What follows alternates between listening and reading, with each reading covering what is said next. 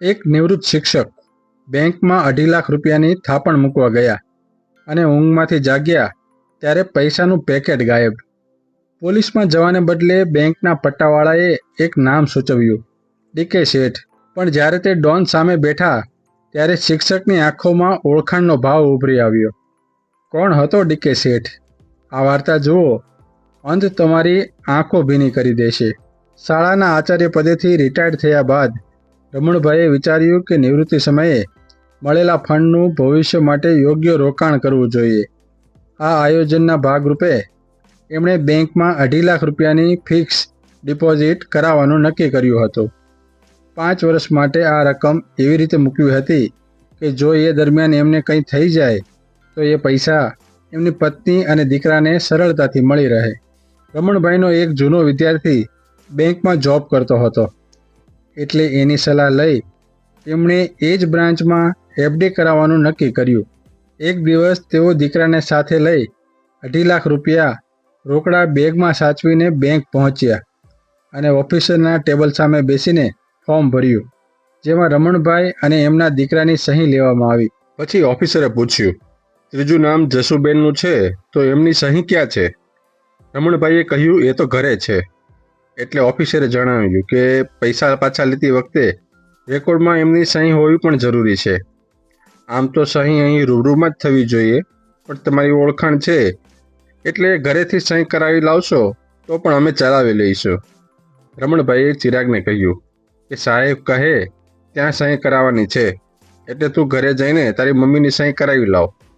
ચિરાગના ગયા પછી bank ઓફિસરે ચિરાગભાઈને waiting એરિયામાં સોફા પર બેસીને આરામ કરવા કહ્યું, જેથી ફોર્મ આવે ત્યાં સુધી રાહ જોઈ શકાય.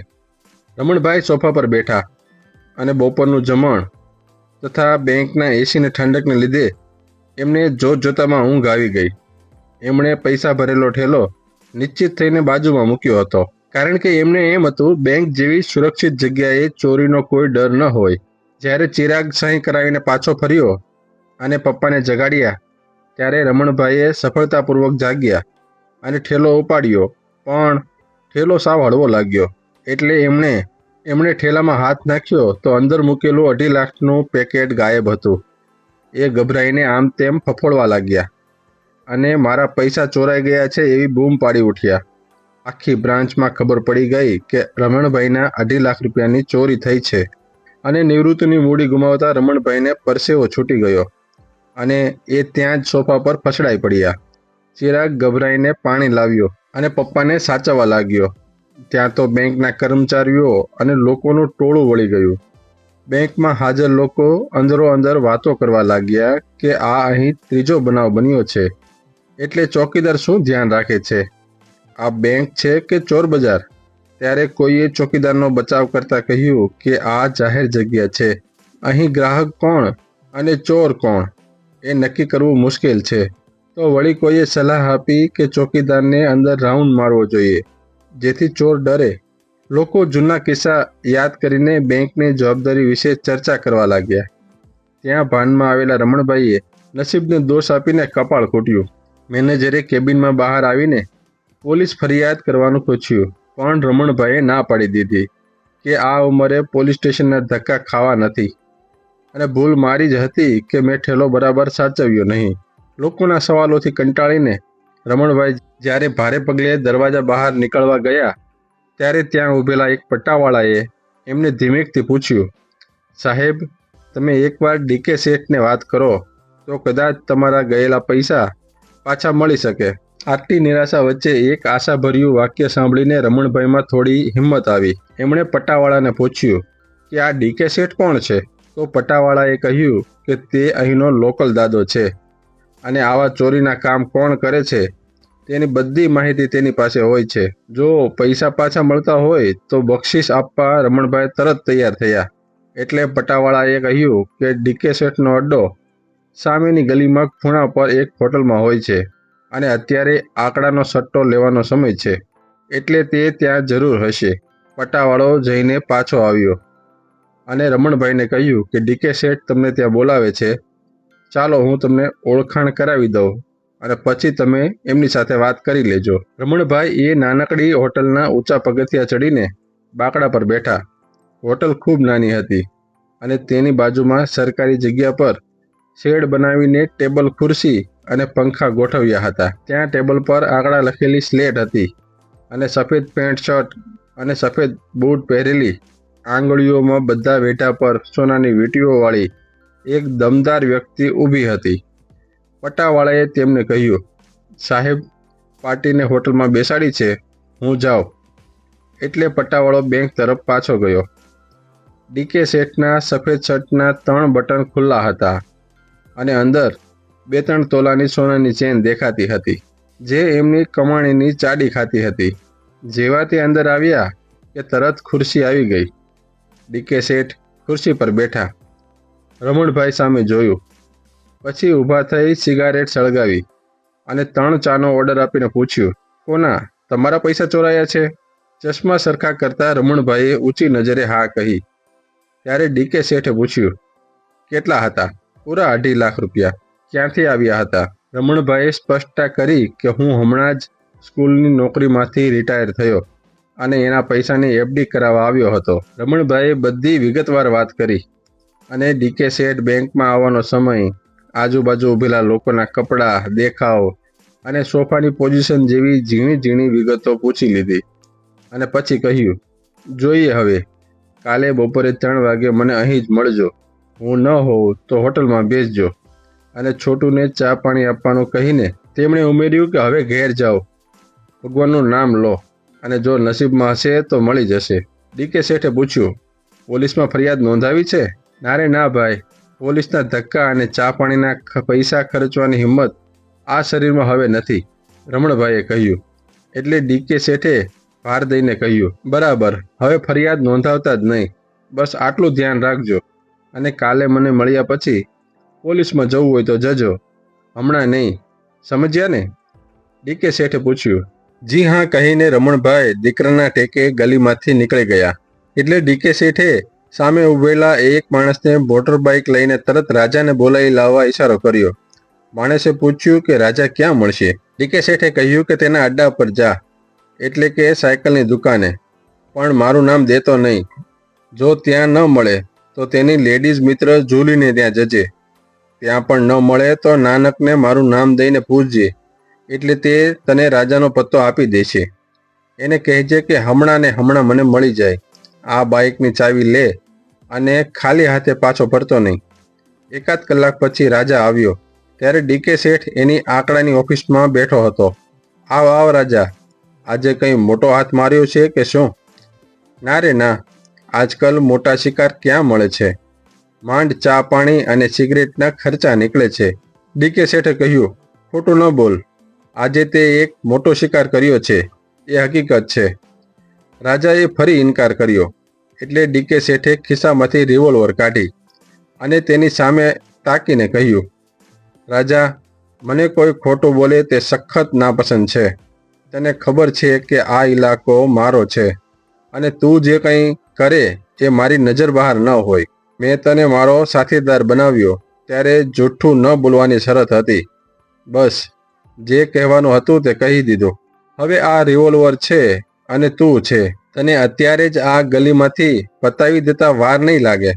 બોલ, હવે તારે શું કહેવું છે? રાજા ડીકે શેઠના ચહેરા પરનો રંગ પારખી ગયો. એ જ્યારે આ વિસ્તારમાં ધંધો કરવા આવ્યો ત્યારે ડીકે શેઠનો સાગીરાત બની રહેવાની શરતે આવ્યો હતો. ડીકે શેઠનો જમણો હાથ હોવાથી તે ભાગ્યે જ તેની પાસે હિસાબ માગતા, પણ રાજા જાણતો હતો કે ડીકે શેઠનું રડાર બહુ જ પાવરફુલ હોય છે. આજે પહેલી જ વખત તેણે ડીકે શેઠના ચહેરા પરનો લાલ પીળો રંગ જોયો. એ રંગની ગંભીરતા પારખી રાજાએ પૂછ્યું, ડીકે શેઠ, તમારો એ કોઈ સગો થતો હતો? ડીકે શેઠે કહ્યું, સગો થતો હોત તો આજે આટલા કલાક થવા દીધા ન હોત. બોલ, કેટલા માર્યા? રાજાએ કહ્યું, 2.5 લાખ રૂપિયા. ડીકે શેઠે કહ્યું, સારું, લાવી દે બધા. જેના પર રાજાએ પૂછ્યું, બધા કે પછી તમારો ભાગ? રાજા, મેં તને કહ્યું બધા મોકલાવી દેવાના, એટલે બધા, એમાં મિનમેખ નહીં. મારી જોડે કામ કરવું હોય તો મારો હુકમ પાળવો પડશે, નહીંતર આ તારું સગું નહીં થાય, કહીને ડીકે શેઠે ફરી રિવોલ્વર બતાવી. એક મિનિટ, ડીકે શેઠ, રાજા બોલ્યો. તમે જેને માટે મને પતાવવા સુધી પહોંચી ગયા એ તમને મારા કરતાં વધુ વિશ્વાસુ, વધુ વહાલો નીકળ્યો લાગે છે. પણ જાણું કે એ ડોસો માટે આટલી હદે તમે કેમ પહોંચી ગયા? પૈસા તો હું તમને અબઘડી પહોંચાડી દઉં. અરે કોણ છે? ઉલ્લાસ, અહીં આવ. જુલીને ત્યાં જા અને મારા નામે કહે કે બપોરે પેકેટ આપ્યું છે તે આપે. બસ ડીકે શેઠ? ડીકે શેઠે પૂછ્યું. કેટલા છે? રાજાએ જવાબ આપ્યો. મેં એક નોટ ગણી નથી. પસ્તીનો કાગળ ઊંચો કરીને નોટોના બંડલ જ ગણ્યા છે. એક બંડલ 500 રૂપિયાની નોટોનું હતું અને બાકીના 100 રૂપિયા અને 50 રૂપિયાની નોટોના હતા. આ બધા તમારા. મારે એમાંથી 1 રૂપિયો પણ નથી જોઈતો. બસ, ડીકે શેઠે સ્પષ્ટતા કરી. સારું, એમાં પૂરા 2.5 લાખ રૂપિયા હતા. એક પણ પૈસો ઓછો પડે તો એ તારે જોડવાના. બસ, હું બેઠો છું. ઉલ્લાસ પેકેટ લઈને આવે એટલે તમે ગણી લેજો. જો જુલીએ કાઢી લીધા હશે તો. પણ બોસ, તમે જે બોલ્યા એટલા તમારે ગણી લેવાના. રાજાએ કહ્યું. હવે બોસ, ચા તો મગાવો. અને પછી આજુબાજુ જોઈને ઉમેર્યું. એક કામ કરીએ ડીકે શેઠ, હું તમને સરસ મજાની ચા પીવડાવું. ઉલ્લાસ આવી જાય ત્યાં સુધીમાં આપણે બંને સામાન્ય હોટેલે ચા પી આવીએ. મારે 1-2 બીજી ખાનગી વાતો પણ કરવી છે. બંને જણ ગલીની બહાર નીકળ્યા અને સામેની એક જૂની હોટલના ઉપલા માળે એકાંતમાં બેઠા. ચાનો ઓર્ડર આપી રાજાએ ડીકે શેઠના હાથ ઉપર પોતાનો હાથ મૂકીને પૂછ્યું. ડીકે શેઠ, એક વાત પૂછવી છે. એક ડોસો કે જે તમારો કોઈ સગો નહોતો, એના માટે તમે મને રિવોલ્વર બતાવી. આજ સુધીમાં આપણી વચ્ચે ઘણી વખત મનદુખ થયા છે, પણ તમે ક્યારેય મારી સામે રિવોલ્વર કાઢી નથી. કહો જોઈએ, એ ડોસો તમારો શું સગો થાય છે? ડીકે શેઠે કહ્યું. કોઈ નહીં. એટલે રાજાએ ફરી પૂછ્યું. તમે એને ઓળખો છો? ડીકે શેઠ ચાના કપ આવ્યા ત્યાં સુધી કોઈ જવાબ ન આપી શક્યા. રાજાએ ફરી એ જ પ્રશ્ન પૂછ્યો. ત્યારે ડીકે શેઠે બીડી સળગાવી. કહ્યું. રાજા, તે બેંકના સોફા પરથી એના પૈસાનું પેકેટ શેરવી લીધું ત્યારે એ માણસ લગભગ બેભાન થઈ ગયો હતો. હું એને મળ્યો ત્યારે એ મારી હોટલના બાકડા પર બેઠો હતો. એને જોઈને હું ઓળખી ગયો, પણ એ મને નહોતા ઓળખી શક્યા. અહીં ડીકે શેઠથી અચાનક આદરપૂર્વકનું સંબોધન થઈ ગયું. રાજાએ ઉત્સુકતાથી પૂછ્યું. કોણ હતા એ ભાઈ? રાજા, હું જ્યારે નાનો હતો ત્યારે સ્કૂલમાં ભણતો હતો. ત્યારે એ મારા ટીચર હતા. હું ક્લાસમાં ખૂબ તોફાન કરતો અને મારામારી પણ કરતો. રમણભાઈ ટીચરે મને સુધારવા માટે ઘણા પ્રયત્નો કર્યા. મને મફત ભણાવવા માટે ઘરે પણ આવતા. મારી વિધવા માને બહેન ગણીને શિખામણો આપતા અને એક વખત સ્કૂલમાંથી મને કાઢી મૂક્યો હતો. ત્યારે એણે દંડ ભરીને મને ફરી દાખલ કરાવ્યો હતો.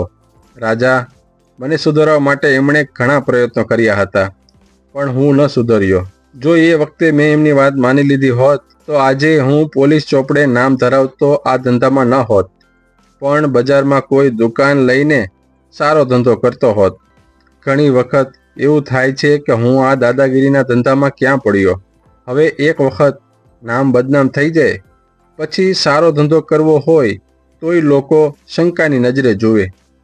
ડીકે શેઠે આગળ કહ્યું. રાજા, મને એમ થાય છે કે મને સુધારવામાં, સારી લાઈન પર ચડાવવામાં એમનો શું સ્વાર્થ હતો? મારે ઘેર મફત ભણાવવા આવવામાં એમને શું મળવાનું હતું? મારી માને બહેન બનાવીને એના હાથમાં રાખડીના પૈસા મૂકવામાં એમને શું મળવાનું હતું? રાજા, મને લાગે છે કે આ દુનિયા મારા તારા જેવા ખરાબ લોકોથી નહીં, પણ આવા સારા માણસોને કારણે ચાલે છે. અને એવા કોઈનું સર્વસ્વ લૂંટી લેવામાં સાર નથી. કોઈ પૈસાદારને લૂંટીએ તો એ માસ્તરની જેમ બેભાન નહીં બની જાય. બેંકમાં અને પછી અહીં બાકડા પર મેં એનું મોં જોયું ત્યારે. રાજા, એને કાલે સવારે મેં અહીં બોલાવ્યા છે, પણ એના ઘરની મને ખબર છે. કોઈને મોકલીને અત્યારે જ ત્યાં પૈસા પહોંચાડી આવ્યો તો. રાજાને પટ્ટાવાળો શોધી લાવવા મોકલ્યો. 1 કલાકમાં જ પૈસાનું પેકેટ રમણભાઈના ઘરે પહોંચી ગયું. બીજે દિવસે બપોરે 3 વાગે રમણભાઈ પાછા ડીકે શેઠ પાસે પહોંચ્યા. ડીકે શેઠે તેમને ગભરાયેલા જોઈને હળવું સ્મિત કર્યું અને પૂછ્યું. કેમ રમણ સર, પૈસા પાછા મળ્યા? રમણભાઈની આંખો ભીની થઈ ગઈ. હા, પણ તમે કોણ છો? મને ઓળખો છો? ડીકે શેઠે પોતાના ચહેરા પરનો ઢોંગી કઠોરપણો ઓગળવા દીધો. માસ્તર, હું દીપક, તમારો જૂનો વિદ્યાર્થી. મને લોકો હવે ડીકે શેઠ તરીકે ઓળખે છે, જેને ઘણીવાર શાળામાંથી કાઢી મૂક્યો, પણ તમે ફરી પરેશ અપાવતા, જેના ઘરે તમે મફત ટ્યુશન આપવા આવતા. રમણભાઈ ચમક્યા. ઘણા વર્ષો પહેલાનો તોફાની છોકરો આજે આ બદનામ ડોન? ડીકે શેઠે આગળ કહ્યું. તમે કહેતા હતા ને, દીપક, તારામાં સારા સંસ્કાર છે, એ જરૂર એક દિવસ બહાર આવશે. માસ્તર, એ સંસ્કારને દબાવી દેવાનો મેં પ્રયત્ન કર્યો, પણ તમે અહીં આવ્યા અને એ સંસ્કાર જાગી ગયા. મારા જેવાએ તમારા જેવા ગુરુનું સર્વસ્વ ન લૂંટાય તે જોવાની જવાબદારી છે. રમણભાઈનો અવાજ ગદગદિત થઈ ગયો. પણ આટલા બધા પૈસા તારા માણસે ચોર્યા હતા?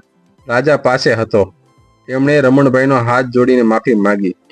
ડીકે શેઠ પણ ઊભા થઈને રમણભાઈના પગ પાસે નમ્યા. માફ કરજો સર, હું તમારો વિદ્યાર્થી હતો, છું અને રહીશ. આજથી હું પણ સુધરવાનો પ્રયત્ન કરીશ. રમણભાઈએ ડીકે શેઠના માથે હાથ મૂક્યો. તું સારો છો દીપક, હું જાણતો હતો. બહાર નીકળતા ચિરાગ પૂછી રહ્યો હતો, પપ્પા એ કોણ હતા? રમણભાઈએ પાછળ જોયું. હોટલની ઓસરીમાં ઊભેલા ડીકે શેઠ હજુ તેમને જોઈ રહ્યા હતા. એક શિક્ષકની આંખોમાં કૃતજ્ઞતા હતી, તો એક શિષ્યની આંખોમાં મુક્તિ. એ મારો વિદ્યાર્થી હતો બેટા, અને આજે જીવને મને ફરી એકવાર શીખવ્યું કે સારાઈ કદી વ્યર્થ જતી નથી. રમણભાઈ બેંકમાં ફિક્સ ડિપોઝિટ કરી ઘરે ગયા, અને એ દિવસથી બેંકની સામેની ગલીમાં દાદાગીરીનો ધંધો ધીમે ધીમે બંધ થતો ગયો, અને એક નવી કાપડની દુકાન ખુલી ગઈ, જેનો માલિક હતો એક નામચીન શેઠ, દીપક કુમાર. મિત્રો, ગુરુનું નિસ્વાર્થ શિક્ષણ ક્યારેય વ્યર્થ જતું નથી. રમણભાઈનો નિષ્ફળ ગયેલો વિદ્યાર્થી ડીકે શેઠ આજે ગુનેગાર હોવા છતાં ગુરુને જોતા જ તેનામાં રહેલા સારા સંસ્કારો જાગી ઉઠ્યા. તમને આ ભાવનાત્મક વાર્તા પસંદ આવી હોય, અને જો તમે પણ તમારા ગુરુનો આદર કરતા હો, તો વિડીયોને એક લાઈક જરૂર કરજો. આવી વધુ પ્રેરણાદાયક વાર્તાઓ જોવા માટે અમારી ચેનલને સબસ્ક્રાઈબ કરો, અને આ સંદેશ તમારા બધા મિત્રો સાથે શેર કરવાનું ભૂલશો નહીં. આવજો મિત્રો, જય શ્રી કૃષ્ણ.